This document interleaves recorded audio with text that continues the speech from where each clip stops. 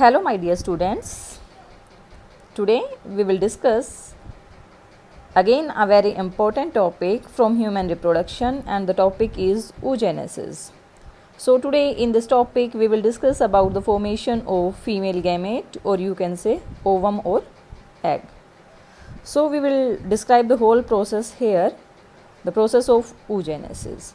So beta, there is a big difference between the spermatogenesis and oogenesis.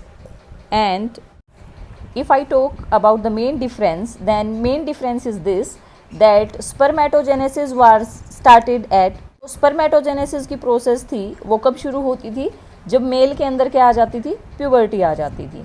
लेकिन अगर हम female की बात करते हैं तो oogenesis की जो प्रोसेस होती है that never waits for puberty and it gets started when the development of female starts, when the female is in the fetal stage. What is the meaning of my words बेटा, कि अगर मैं बात करती हूँ oogenesis की, कि जो oogenesis की प्रोसेस है वो किसी फीमेल के अंदर कब शुरू होती है, then the time is of fetal stage. fetal stage means यहाँ पर थोड़ी सी कन्फ्यूज़न हमें हो जाती है कि ऐसा कैसे हो सकता है. बिल्कुल ऐसा ही हो, जब एक बेबी गर्ल अपनी मदर की वोम में होती है, अभी उसका जन्म भी नहीं हुआ है, सी इज़ इन द मदर्स वोम, वो अपनी माँ की कोख में है और वहीं पर अभी उसका डेवलपमेंट शुरू हुआ है, वो प्रॉपर पूरी फीमेल वहाँ पर अभी बनी है. और जैसे ही उसके अंदर वोम के अंदर फीटस के अंदर क्या बनती है, ओवेरी बनती हैं. यानी कि फीटस किसका है, एक गर्ल का है, और उस फीटस के अंदर जो रिप्रोडक्टिव ऑर्गन्स बनेंगे डेफिनेटली वो फीमेल के ही बनेंगे. तो फीमेल के जो रिप्रोडक्टिव ऑर्गन्स हैं उसके अंदर जैसे ही ओवेरी फॉर्म होती है तो ओवेरी फॉर्म होने के साथ साथ ही उस फीटस के अंदर क्या शुरू हो जाती है, the process of oogenesis. So this is the big difference between the spermatogenesis and oogenesis. Male के अंदर स्पर्म की फॉर्मेशन जो है वो स्टार्ट होती है as the age of puberty, लेकिन फीमेल के अंदर तो कब शुरू हो गई oogenesis, when that particular was a foetus, जब वो एक फीटस थी उसके अंदर तभी जो है वो oogenesis की प्रोसेस शुरू हो गई थी. यानी कि जब उसके अंदर ये ओवेरी जहाँ पर oogenesis होती है फीमेल के अंदर, जब ये ओवेरी उसकी बॉडी के अंदर बनी थी तभी उसकी बॉडी के अंदर क्या शुरू हो गई थी, द प्रोसेस ऑफ oogenesis. तो बेसिकली ये हम पहले पढ़ ही चुके हैं कि जो मेन फेजेस हैं, multiplication phase, growth phase and the maturation phase, ये तीनों ही स्पर्मेटोजेनेसिस और oogenesis में बिल्कुल एक जैसे हैं. तो इन तीनों में डिफरेंस नहीं है यहाँ पर, लेकिन डिफरेंस क्या आएगा, अंदर की जो प्रोसेस है उसमें डिफरेंस होगा. By name all are similar, और अंदर की एक्टिविटी भी कुछ कुछ सेम है, लेकिन है कैसे उसके बारे में हम यहाँ पर बात करते हैं. So if we talk about the multiplication phase, multiplication phase की अगर हम फीमेल के अंदर बात करते हैं तो मल्टीप्लिकेशन फेज कब शुरू होता है, जब वो फीमेल की स्टेज में होती है, फीटल स्टेज में होती है. तो ऐसे में क्या होता है बेटा, फीमेल का रिप्रोडक्टिव ऑर्गन है ओवेरी, और अगर एक ओवेरी की हम कुछ स्ट्रक्चर की बात करते हैं तो एक जब सेक्शन कट किया जाता है ओवेरी का, then that is like this. और ये जो ओवेरी की जो लेयर है, जर्मिनल एपिथेलियम इसको हम यहाँ पर बोलते हैं, तो इसी लेयर के अंदर कुछ सेल्स होते हैं. यहाँ पर जो सेल्स होते हैं जर्मिनल एपिथेलियल के, ये सेल्स यहाँ पर जो है बाकी सेल से थोड़े से अलग होते हैं. इनका जो साइज़ होता है वो बाकियों से थोड़ा सा अलग होता है, काफ़ी लंबा साइज इनका यहाँ पर होता है. तो मल्टीप्लिकेशन फेज़ अगर हम यहाँ पर पूछें कि किन सेल्स के ऊपर होगा, then it will occur on the germinal epithelial cells of the ovary. These cells are larger than the other cells. अब यहाँ पर क्या होगा, यहाँ पर ये जो सेल हैं that will divide by mitosis. अब माइटोसिस से डिवाइड करने का मतलब यहाँ पर क्या है कि जैसा ये सेल है ये वैसे ही सेल को जन्म देगा. यहाँ पर बेटा एक सेल के अंदर बहुत बार क्या होगी, माइटोसिस होगी.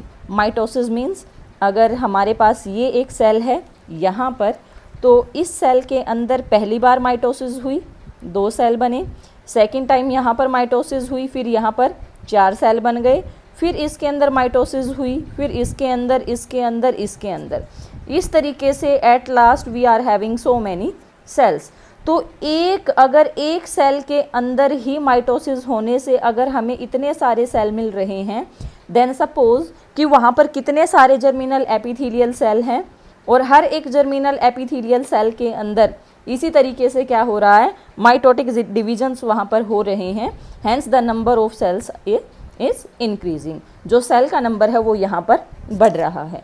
तो क्या है, these cells divide by mitosis producing a couple of million egg mother cells और oogonia in each ovary of the foetus. जो प्रोसेस फीमेल फीटस की एक ओवरी के अंदर होगी वही 2 के अंदर होगी। हमने पढ़ा था reproductive organ of the female, और वहाँ पर हमने जाना था कि एक फीमेल के अंदर कितनी ओवेरी होती हैं, देयर आर 2 ओवेरी। तो हर एक ओवेरी के अंदर सेम प्रोसेस चलेगी। जो प्रोसेस एक ओवेरी के अंदर हो रही है वही प्रोसेस किसके अंदर होगी, दूसरी ओवेरी के अंदर होगी।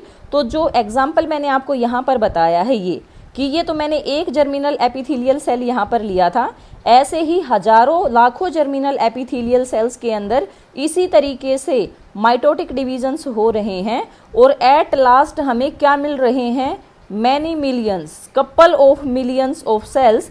और ये जो सेल्स लास्ट में हमें मिलते हैं, these are known as oogonia। इन सेल्स को हम क्या बोलते हैं, oogonia। तो वी कैन से कि when the female is in foetal stage then multiplication phase occurs in each and every ovary of the female. दोनों ओवेरी के अंदर मल्टीप्लिकेशन फेज होता है और मिलियंस ऑफ क्या बन जाते हैं, oogonia। डिवीजन कौन सा हो रहा है, माइटोसिस इज अकरिंग हेयर। अब यहाँ पर देखो, जब वो फीमेल फीटस स्टेज में थी, जब वो ओवेरी उसके अंदर फॉर्म हुई थी, तो उस फीमेल फीटस के अंदर जितने oogonia बनने थे वो फीटल स्टेज में ही बन चुके हैं। अगर यहाँ पर मैं मल्टीप्लिकेशन फेज की बात कहूँ, आफ्टर बर्थ, अगर इस फीमेल के जन्म के बाद की बात की जाए तो फीमेल का बर्थ होने के बाद जब एक लड़की पैदा होती है तो उसके पैदा होने के बाद उसकी ओवेरी के अंदर एक भी नया oogonia ऐड नहीं होता। इज़ द थिंग क्लियर कि फीमेल के अंदर oogonia, you can take this simple as egg mother cell. ये जो oogonia है ये फीमेल के अंदर जितने फीटल स्टेज में बन चुके उतने बन चुके, एक बच्ची का जन्म होने के बाद उसकी ओवेरी के अंदर एक भी नया oogonia ऐड नहीं होता। ठीक है, तो जन्म के बाद कोई भी नया oogonia ऐड नहीं होगा। और यहाँ पर जो oogonia है उनके अंदर डिवीज़न हुआ और oogonia के अंदर डिवीज़न होने के बाद भी जो स्ट्रक्चर हमारे पास बनती है दैट इज़ प्राइमरी oocyte। देखो यहाँ पर ये oogonia बन चुके हैं। अब ये oogonia यहाँ पर है, इस oogonia ने यहाँ पर सपोज करते हैं डिवाइड किया, फीटल स्टेज की ही बात हो रही है, यहाँ पर फीटल स्टेज में ही डिवाइड कर रहे हैं, ये यहाँ पर डिवाइड किया। तो अब ये जो स्ट्रक्चर हमारे पास बन गई, this is known as primary oocyte। ये प्राइमरी oocyte यहाँ पर कहलाई। और ध्यान रखें, अब प्राइमरी oocyte वो स्ट्रक्चर यहाँ पर बन गई जिस स्ट्रक्चर तक माइटोटिक डिवीज़न कंप्लीट हो चुके हैं। यहाँ तक जो डिवीज़न हुए हैं वो मल्टीप्लिकेशन फेज के डिवीज़न थे and all the divisions were mitotic division. यानी कि अब तक भी जो प्लॉइडी चल रही है वो 46 वाली ही चल रही है। यहाँ पर जो पहला सेल था वो डिप्लॉइड था और क्रोमोसोम नंबर उसके अंदर 46 था। और यहाँ तक भी हमारे पास जो सेल हैं वो डिप्लॉइड हैं और उनकी प्लॉइडी क्या है, जो है वो क्रोमोसोम नंबर क्या है, 46 है। तो बेटा यहाँ पर अब ये जो प्राइमरी oocyte बन गया, it will enter into next division phase and the next division phase is meiosis. तो क्या ये जो प्राइमरी oocyte है इसके अंदर अब मियोसिस भी फीटस के अंदर ही हो जाएगी। जब तक बच्ची का जन्म नहीं हुआ है तो क्या मियोसिस भी यहीं पर हो जाएगी? नो, यहाँ पर मियोसिस नहीं होगी, बल्कि क्या होगा कि यहाँ पर मियोसिस की प्रोसेस शुरू हो जाएगी। और अगर मैं आपको एक सेल डिवीज़न के फेजेस यहाँ पर बताऊँ तो 11th क्लास के अंदर आपने पढ़े थे कि सेल डिवीज़न का पहला फेज़ होता है प्रोफेज़, दूसरा फेज़ होता है मेटाफेज़, तीसरा फेज़ होता है एनाफेज़ और लास्ट जो फेज़ है यहाँ पर है दैट इज़ टीलोफेज़। तो मियोसिस का पहला फेज़ कौन सा है? प्रोफेज़। और आपको मियोसिस पता ही है कि 2 फेजेस में होती है, मियोसिस 1 एंड मियोसिस 2। तो जैसे मियोसिस 1 है इसका प्रोफेज़ 1 कहलाएगा, मेटाफेज़ 1 कहलाएगा, एनाफेज़ 1 एंड टीलोफेज़ 1। 2 के अंदर ये सब 2 कहलाएंगे। तो यहाँ पर जैसे ही प्राइमरी oocyte बनता है, प्राइमरी oocyte के अंदर मियोसिस शुरू होती है, मियोसिस 1, और मियोसिस 1 की जो पहली स्टेज होती है प्रोफेज़ 1, यहाँ पर ये प्राइमरी oocyte अरेस्ट हो जाता है। अरेस्ट का मतलब जब तक फीमेल अपनी मदर की वोम्ब में थी तो उसके अंदर यहाँ तक की प्रोसेस हुई है, till the prophase 1 of meiosis in primary oocyte। It's very important from competition point of view. यहाँ पर ये पूछा जाता है कि जो प्राइमरी oocyte होता है वो कौन सी स्टेज पर अरेस्ट होता है इन अ फीमेल फीटस। तो जो प्राइमरी oocyte होता है वो फीमेल फीटस के अंदर, pay attention to the word, अब तक बच्चे का जन्म नहीं हुआ है, वो अपनी मदर की वोम में ही है और वहीं पर ये सारे डिवीज़न उसके अंदर चल रहे हैं। तो पहले जर्मिनल एपिथेलियल सेल था, उसके अंदर बहुत बार माइटोसिस हुई और बहुत बार माइटोसिस होने के बाद क्या बन गया? प्राइमरी oocyte बन गया। अब प्राइमरी oocyte के अंदर किसकी तैयारी हो गई? मियोसिस 1 की। लेकिन मियोसिस 1 अभी फीमेल के फीटस स्टेज में कंप्लीट नहीं होगी, यहाँ पर ये केवल शुरू हुई है और शुरू होती है प्रोफेज़ 1 में, और यहीं पर इस प्राइमरी oocyte के अंदर जो डिवीज़न है वो रुक जाता है। अब ये इससे आगे डिवाइड नहीं करता, केवल इसके अंदर प्रोफेज़ 1 की तैयारियां हुई थी। मियोसिस 1 यहाँ पर कंप्लीट नहीं होगा। तो मियोसिस 1 कब कंप्लीट होगा?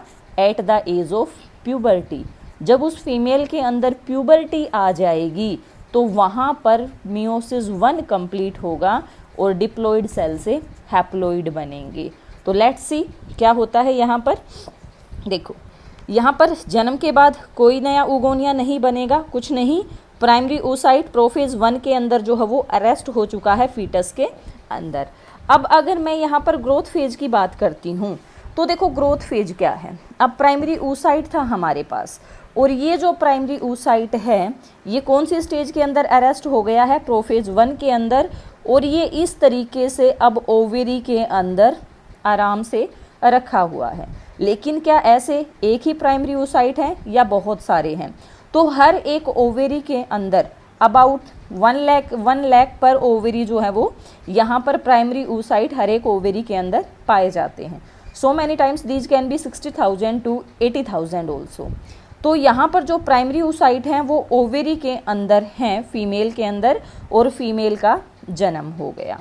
अब देखो, फीमेल का जन्म होने के बाद उसमें जब प्यूबर्टी आएगी तो कितना लंबा टाइम हो जाएगा? अभी तो जन्म हुआ है और प्यूबर्टी आएगी at the age of 13 to 14 years. It can also be 13 to 15 years. तो जब तक एक बच्ची यहाँ पर पैदा होने के बाद 14 या 15 साल की होती है तो ये जो इतना लंबा जो टाइम होता है, this is the growth period during the oogenesis। ये oogenesis में ग्रोथ पीरियड माना जाता है, बहुत लंबा है। तो क्या इस स्टेज तक जितने भी प्राइमरी oocyte थे वो सभी प्राइमरी oocyte ओवेरी के अंदर सेफ रहते हैं? नो। जितने भी प्राइमरी oocyte थे उसके अंदर से बहुत सारे जो प्राइमरी oocyte हैं दे गेट डीजनरेटेड। वो क्या हो जाते हैं?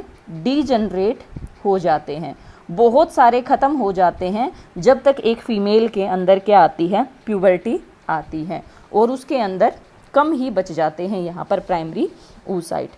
तो देखो क्या होता है ग्रोथ फेज के अंदर, क्या होता है वो भी हम यहीं पर देखते हैं। अभी we are not going to the notes. देखो क्या होता है, स्टार्टिंग में हमारे पास ये प्राइमरी oocyte था।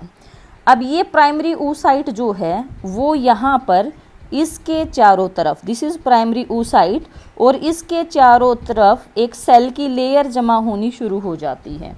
और जो सेल की लेयर इसके चारों तरफ जमा होती है, this is known as granulosa cell. ये सेल होते हैं ग्रेनुलोसा सेल। तो यहाँ पर जैसे जैसे इसके अंदर ग्रोथ होती रहेगी, ये जो ग्रेनुलोसा सेल हैं इनका जो नंबर इसके चारों तरफ है वो क्या करता रहेगा, इंक्रीज करता रहेगा। तो सबसे पहले अगर मैं यहाँ पर बात करूँ ग्रोथ फेज के अंदर, तो यहाँ पर हर एक जो प्राइमरी फॉलिकल होता है, देखो यहाँ पर प्राइमरी oocyte को हम we can also say primary follicle also, यहाँ पर हमारे पास प्राइमरी फॉलिकल है। जैसे जैसे इसके चारों तरफ ग्रेनुलोसा सेल्स की लेयर जो है वो एडअप होगी, तो ये हमारा प्राइमरी से सेकेंडरी, सेकेंडरी से टर्शरी, और टर्शरी से बन जाएगा हमारे पास ग्राफियन फॉलिकल। देखो क्या कह रहे हैं हम, ये हमारा प्राइमरी फॉलिकल है, ये हमारा सेकेंडरी फॉलिकल है, और ये हमारा टर्शरी फॉलिकल है। और टर्शरी फॉलिकल के बाद एक और स्ट्रक्चर बनती है, काफ़ी बड़ी स्ट्रक्चर, और इस स्ट्रक्चर को हम बोल देते हैं इट इज़ ग्राफियन फॉलिकल। ये अंदर ही है, अभी एग अंदर ही है, और जो स्ट्रक्चर बन गई वो क्या बन गई, ग्राफियन फॉलिकल। ये यहाँ पर ग्राफियन फॉलिकल जो है वो स्ट्रक्चर बन गई है। तो अब एग ओवरी से कब रिलीज होगा, जब ये ग्राफियन फॉलिकल यहाँ पर रप्चर कर जाएगा। जैसे ही ये ग्राफियन फॉलिकल रप्चर करेगा, रप्चर कर गया यहाँ पर, ये देखो इस तरीके से रप्चर कर गया यहाँ से, अब यहाँ से एग आ गया बाहर, दिस इज एग, ठीक है। तो ये जो पीछे बच गई ग्रेनुलोसा सेल्स, इनका क्या होगा, these will form a structure that is known as corpus luteum. ये एक स्ट्रक्चर बनाएंगे जिसको हम बोलते हैं कॉर्पस ल्यूटियम, और इसको एक और नाम भी दिया जाता है yellow body. This is also known as yellow body. This is also important कि जो बचे हुए सेल्स होते हैं after the releasing of egg, तो वो बचे हुए सेल क्या बनाते हैं, they make up corpus luteum, and this is also known as yellow body. और ये जो कॉर्पस ल्यूटियम होता है, it is a source for female hormone progesterone. ये फीमेल के अंदर जो प्रोजेस्टेरोन हार्मोन होता है उसके सिक्रीशन को बढ़ा देता है। तो यहाँ पर ये ग्रोथ फेज है जो मैंने आपको थोड़ा सा रफली यहाँ पर बताई है। Primary follicle, secondary follicle, tertiary follicle, Graafian follicle, और ग्राफियन फॉलिकल रप्चर हो गया, और ग्राफियन फॉलिकल के रप्चर होने के बाद क्या रिलीज हो गया, एग रिलीज हो गया, और एग रिलीज होने के बाद जो बचे हुए सेल हैं उन्होंने क्या बना दिया, कॉर्पस ल्यूटियम बना दिया, और कॉर्पस ल्यूटियम क्या नाम है दूसरा उसके लिए, yellow body. You can also see this in your NCERT, जैसा कि यहाँ पर भी दिखाया गया है, आप यहाँ पर शायद देख पा रहे हैं। ये देखो, this is the sectional view, diagrammatic section of ovary. यहाँ पर ये एक ओवेरी दिखाई गई है, ओवेरी।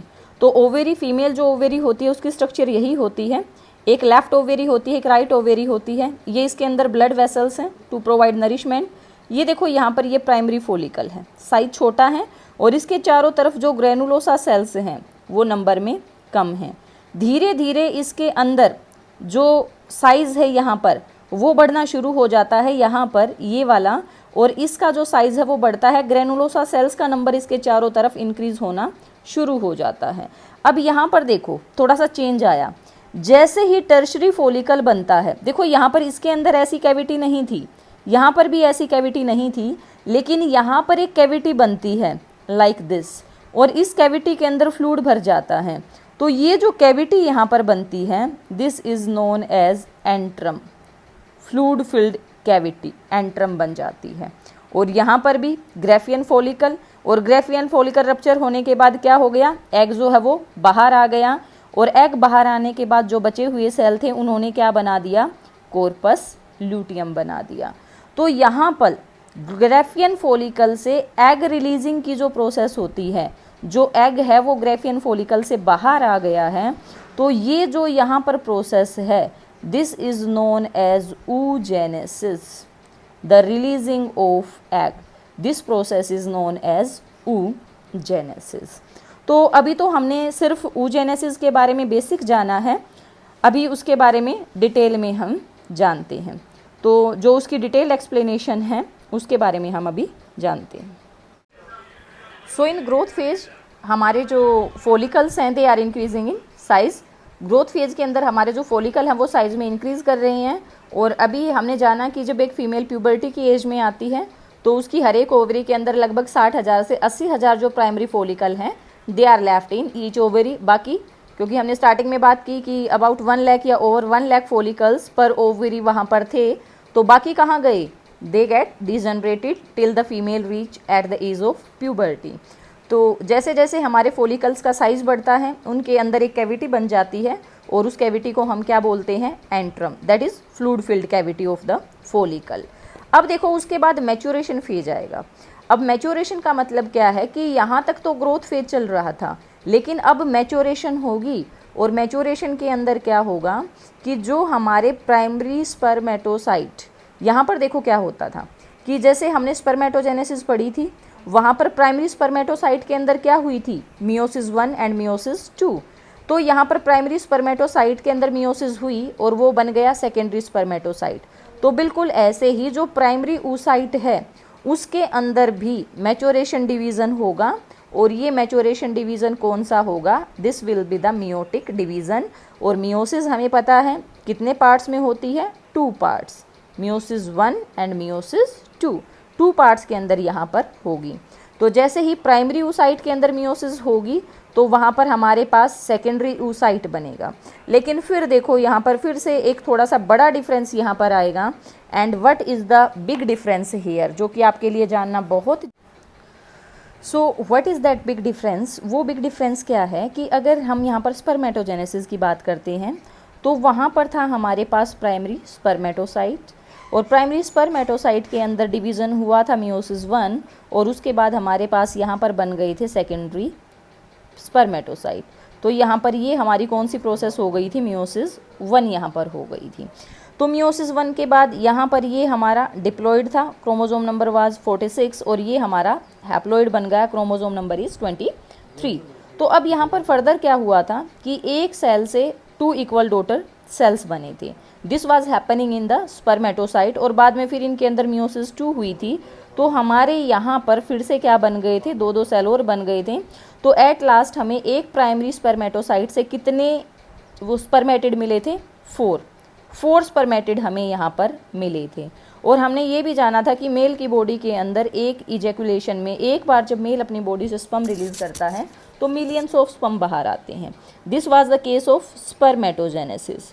ये तो ऐसा कहाँ पर हो रहा था? स्पर्मेटोजेनेसिस के अंदर हो रहा था। लेकिन अब अगर मैं बात करती हूँ in the case of oogenesis, तो देखो oogenesis में क्या होता है, थोड़ा सा समझना ध्यान से, बहुत इंपॉर्टेंट है।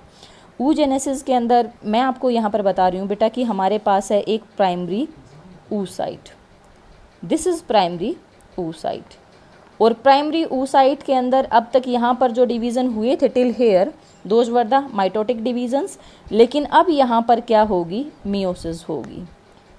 इन primary oocyte there will be meiosis 1। तो यहाँ पर अगर कायदे से हम बात करें तो हमारे पास 2 इक्वल डॉटर सेल्स बनने चाहिए, लेकिन यहाँ पर 2 इक्वल डॉटर सेल्स नहीं बनेंगे। यहाँ पर एक डॉटर सेल बड़ा बनेगा और एक डॉटर सेल छोटा बनेगा। इन दोनों के अंदर जो बेसिक बात रहेगी वो सिर्फ ये रहेगी कि इन दोनों के अंदर क्रोमोसोम नंबर सेम होगा।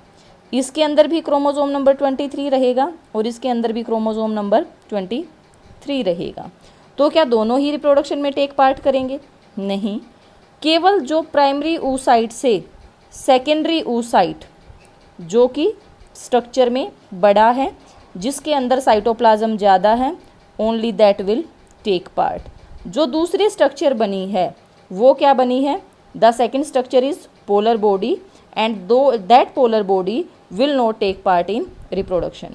ये पोलर बॉडी रिप्रोडक्शन में टेक पार्ट नहीं करेगी, ये डिजनरेट हो जाएगी and this will take part in the process of reproduction.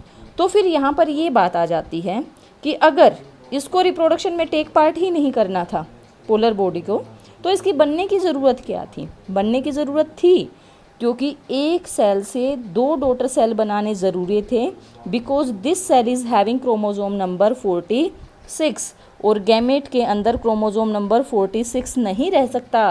Human के अंदर कितने क्रोमोजोम होने चाहिए? 23, क्योंकि गैमेट्स हमेशा क्या होते हैं? हैप्लॉइड होते हैं। तो प्राइमरी oocyte वाज डिप्लॉयड और प्राइमरी oocyte से हैप्लॉइड गैमेट बनाने के लिए मियोसिस का होना ज़रूरी है। 2 सेल भी बनेंगे लेकिन 2 सेल इक्वल नहीं होंगे। 1 cell will be larger in size with dense cytoplasm and the second will be the smaller cells with very less cytoplasm, that is known as polar body। और ये पोलर बॉडी फर्दर आगे क्या कर जाएगी? Degenerate. Till 12th class हमारी studies यही कहती हैं कि ये पोलर बॉडी भी आगे डिवाइड कर भी सकती है और नहीं भी करे या ना करे, ये बिल्कुल यहाँ पर काम की नहीं है, क्योंकि इसको रिप्रोडक्शन में तो टेक पार्ट करना है नहीं। ये एज इट इज़ यूं की यूं आगे क्या हो जाएगी? डिजनरेट हो जाएगी।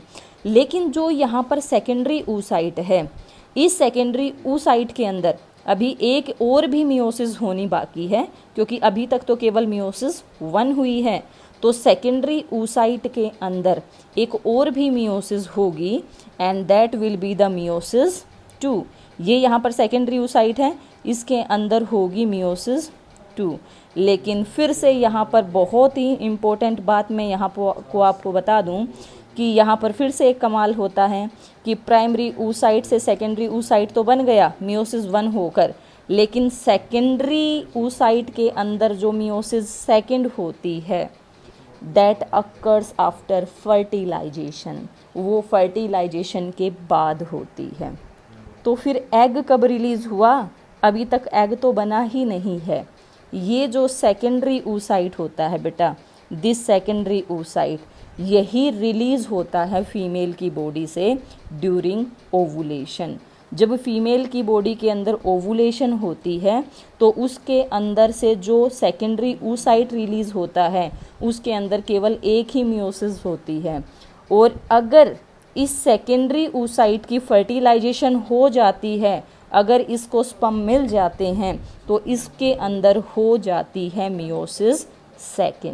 ठीक है, let's see it with the help of a flow chart. इसको अब एक फ्लो चार्ट से समझते हैं बड़े अच्छे से। बेटा video is going quite long, so I will provide you the explanation of this flow chart in next video.